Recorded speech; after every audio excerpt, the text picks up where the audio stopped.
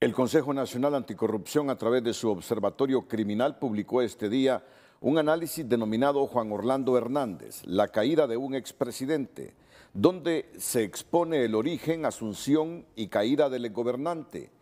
El CNA asegura: aprovechando su incursión en la esfera pública, formuló un sistema estructural de corrupción a gran escala, creando lazos con otros actores políticos y organizaciones criminales que dejarían como resultado la captura institucional del aparato gubernamental. Para el CNA, la incursión de Hernández en el mundo del crimen organizado y el narcotráfico por medio del financiamiento ilegal de la política generó una influencia desproporcionada de los actores financistas en desmedro de la población en su conjunto. Fue así como el expresidente Hernández se valió de los diferentes cargos dentro de la administración estatal para utilizar la institucionalidad gubernamental como un medio que facilitaría a él y sus aliados la comisión o la omisión de hechos ilícitos, cita en su informe el CNA. El análisis incluye también los bienes del expresidente, su esposa, hermano extraditado y su hermana muerta en un accidente aéreo, los que ascienden a 109 bienes inmuebles, 11 empresas y 267 millones de lempiras en inversiones empresariales. Estos se encuentran distribuidos en varias zonas del país, según el documento que cita investigaciones al respecto. El análisis del CNA comprende una serie de aspectos que detallan la carrera política del exgobernante y entre sus conclusiones pide a las autoridades judiciales enmarcarse bajo el principio de imparcialidad, sin sesgo y bajo ningún conflicto de interés para que los hechos se resuelvan a favor del pueblo. El CNA pide al Poder Judicial que a partir de la valoración de los hechos en los cuales se incrimina a Hernández se logre sentar un precedente, lección y cimiento que logre edificar una nueva óptica de justicia dentro del sistema judicial, dejando de lado la selectiva con la cual se actúa y se imparte actualmente la justicia en nuestro país. Telenoticias, en alianza con el CNA, presenta esta noche el calculado y no menos vertiginoso y voraz ascenso al poder del expresidente Juan Orlando Hernández, previo a la decisión que este miércoles tomará el juez natural que conoce su causa sobre la petición de extradición hecha por la Fiscalía de los Estados Unidos. En el seno de un hogar rural y pudiente de Gracias, Lempira, nació el expresidente Juan Orlando Hernández un 25 de octubre de 1968. Fue criado junto a sus hermanos por sus padres Juan y Elvira, quienes eran reconocidos simpatizantes del Partido Nacional en la región. Cursó primaria en Gracias y luego sus padres lo enviaron a San Pedro Sula para estudiar en el Instituto Liceo Militar del Norte, de donde egresó en 1985. Después se matriculó en la carrera de Derecho en la Universidad Nacional Autónoma de Honduras y como estudiante inició su carrera política liderando la Asociación de Estudiantes de Derecho desde 1988 a 1989. A inicios de la década de los 90 fungió como docente universitario en la UNA. Paulatinamente asesoró al primer secretario del Congreso, que curiosamente era su hermano Marco Augusto Hernández. Su formación académica continuó fuera del país. En 1995 egresó de la Universidad Estatal de Nueva York como máster en Administración Pública con orientación en Administración Legislativa. Para ese tiempo, Hernández ya tenía recorrido como dirigente del Partido Nacional, y es que en 1993 fue coordinador departamental de Lempira. Luego, con ayuda del equipo de trabajo del líder nacionalista Roberto Martínez Lozano, impulsó su primera candidatura al Congreso Nacional, siendo electo el 30 de noviembre de 1997 y ejerciendo su cargo a partir de 1998.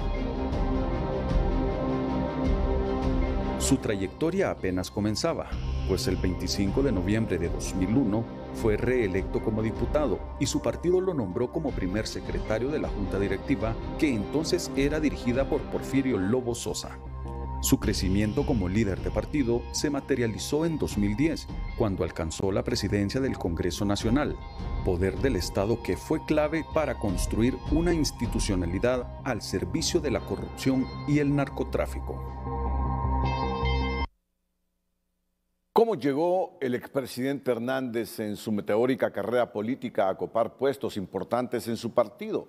La carrera por la diputación, su presidencia en el Congreso, su primer mandato y su cuestionada reelección presidencial. Son parte de este segundo relato que hoy presentamos junto al CNA. 1998 fue un año especial para Juan Orlando Hernández, porque asumió por primera vez una diputación en el Congreso Nacional, poder del Estado que años más tarde sería secretario de Junta Directiva, jefe de bancada del Partido Nacional y presidente en 2010. Ese recorrido como diputado y luego presidente del Congreso Nacional, su consolidación en el Poder Ejecutivo bajo rumores de fraude y su reelección ilegal como presidente lo convirtieron en el hombre más poderoso de Honduras. Voy a hacer lo que tenga que hacer para recuperar la paz y la tranquilidad de mi pueblo. Como si de movimientos de ajedrez se tratara, debilitó el Estado de Derecho, la funcionalidad de las instituciones, concentró los tres poderes del Estado y al tener el control total, facilitó negocios ilícitos y normalizó la corrupción e impunidad. Según la Fiscalía de Estados Unidos de Norteamérica, recibió sobornos de líderes del narcotráfico para financiar sus campañas electorales. Estas investigaciones detallaron que estuvo vinculado al tráfico ilícito de drogas y armas desde 2010. Con el apoyo del pueblo hondureño, voy a ser otra vez presidente de Honduras. Salpicado por ilegalidades, Hernández se reeligió en 2017 en un proceso electoral empapado de denuncias de fraude. A inicios de 2018, su hermano Antonio Hernández fue capturado en Estados Unidos por vínculos con el narcotráfico. En 2019 fue sometido a juicio ante un jurado norteamericano y en 2021 sentenciado a cadena perpetua más 30 años. El jurado decidió tristemente creer en la palabra de personas que se han declarado asesinos confesos, narcotraficantes, que han tenido como objetivo golpear a mi familia como una manera de vengarse por las decisiones que hemos tomado. El tiempo avanzaba al ritmo de su descrédito, a tal punto que Hernández se convirtió en el cabecilla de una red de funcionarios que cometían actos contra la administración pública. Así lo denunció en 2021 el Consejo Nacional Anticorrupción en el Foro Internacional contra la Corrupción e Impunidad desarrollado en Washington. Observamos entonces que en el caso de Honduras el mecanismo de corrupción presenta como principal actor al señor Juan Orlando Hernández, quien aprovechándose de sus diferentes investiduras a lo largo de su carrera política, no solamente extendió sus tentáculos en la sustracción de fondos públicos, sino que también en el narcotráfico, tal y como lo acreditan los expedientes con fallos condenatorios a diferentes traficantes de droga, incluyendo a su hermano, el excongresista Juan Antonio Hernández. Mientras estuvo en el poder, su fortuna aumentó. Una investigación del medio de comunicación digital Criterio HN reveló que adquirió más de 109 bienes inmuebles, pagó cerca de $680,000 por compras de viviendas, así como en la adquisición de sociedades mercantiles en las que invirtió más de 267 millones de lempiras. La marcha de las antorchas, la expulsión de la MASI, el mal manejo de fondos durante la pandemia por COVID-19, el fraude de los hospitales móviles, la captura, juicio y condena de su hermano Juan Antonio Hernández y las exigencias ciudadanas para que renunciara a la presidencia no fueron suficientes. Nada lo apartaba de la silla presidencial. 28 de noviembre de 2021, se celebraron las elecciones generales en Honduras con una histórica participación ciudadana. La derrota del Partido Nacional, aún en el poder, fue estrepitosa. La democracia hizo justicia. Pero el poder y la impunidad no son para siempre, y las consecuencias de la corrupción y el narcotráfico apenas comenzaban a pasarle factura. sido sobre la orden de captura para el expresidente Juan Orlando. El expresidente Juan Orlando Hernández se entrega a los policías. El expresidente Juan Orlando Hernández. Todo lo que sube, baja. El ocaso de Juan Orlando Hernández, su captura, su último mensaje antes de salir de su residencia para evitar una celda policial, el desafío de la justicia ante el pedido de extradición, así como el mensaje a la clase política. Es nuestra tercera y última entrega acerca del origen, asunción y caída de Juan Orlando Hernández como parte de la alianza y colaboración con el CNA.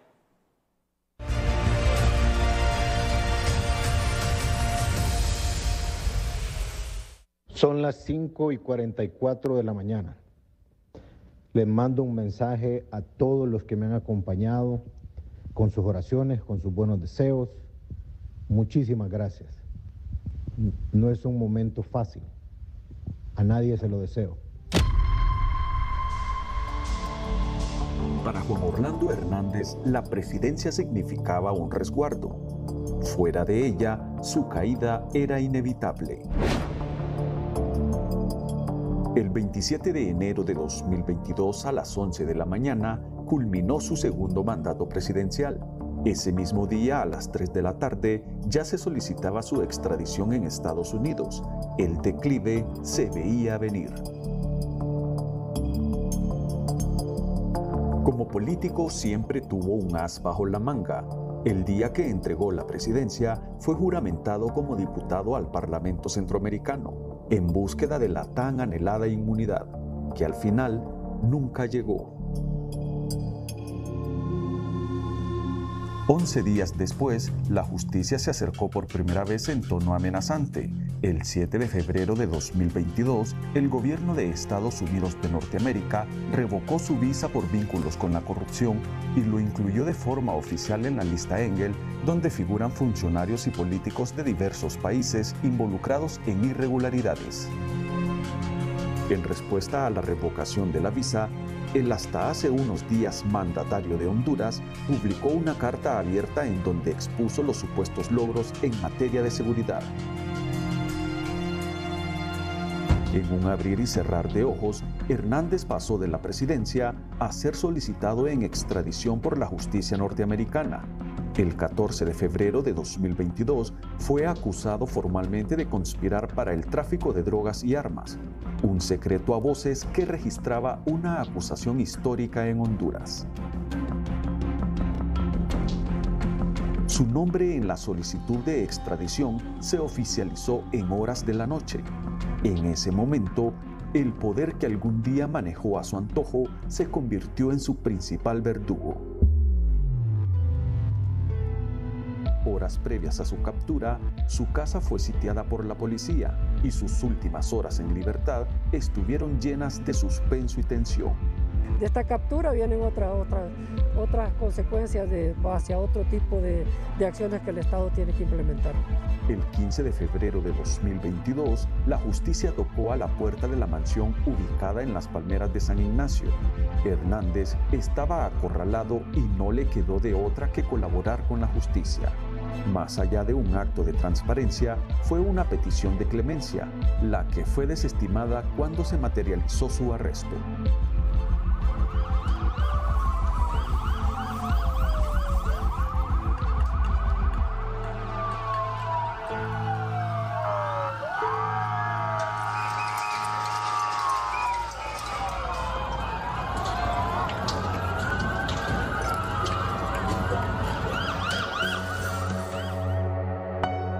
En Honduras, el país centroamericano hundido en la pobreza, corrupción y narcotráfico, se respiraba un aire esperanzador.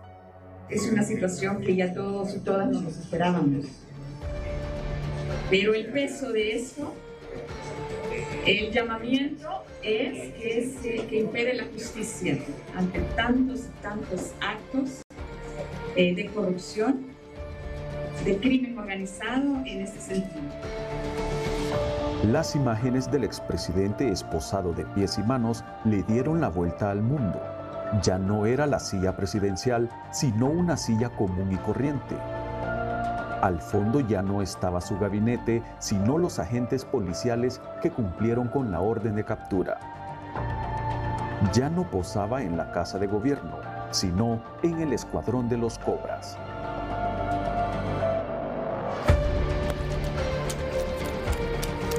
Así cae un expresidente. Cae porque el poder que un día controló, manipuló y usó para delinquir, lo abandonó. Cae porque la impunidad no puede ser eterna.